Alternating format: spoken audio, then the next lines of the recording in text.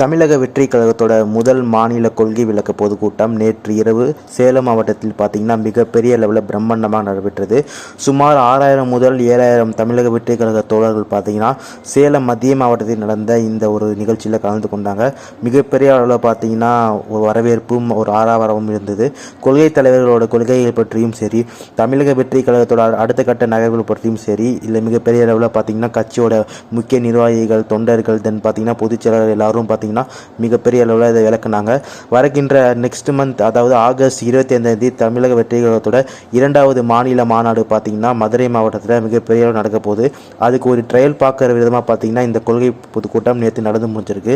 இதே மாதிரி கொள்கை பொதுக்கூட்டம் பார்த்தீங்கன்னா சுமார் 12500 கிராமங்களில் பார்த்தீங்கன்னா தமிழக வெற்றிக் கழகம் சார்பாக இதே மாதிரி கொள்கை பொதுக்கூட்டங்கள் நடக்க இருக்கிறதாக கேள்வி தகவல் வருகிறது.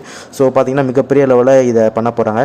இதை பற்றி என்ன நினைக்கிறீங்கன்னு சொல்லிட்டு மறக்காமல் கமெண்ட்ஸ் மென்ஷன் பண்ணுங்கள். தென் தமிழக வெற்றிக் கழகத்துக்கு யாரெல்லாம் பார்த்தீங்கன்னா மிகப்பெரிய அளவில் சப்போர்ட் பண்ணுறீங்கன்னு சொல்லிட்டு மறக்காமல் கமெண்ட் மென்ஷன் பண்ணிட்டு நம்மளோட கொள்கை தலைவரோட கொள்கையை பார்த்தீங்கன்னா முடிஞ்ச அளவுக்கு பார்த்தீங்கன்னா மக்களிடையே கொண்டு போய் சேருங்க. நான் இந்த ஷார்ட்ஸ்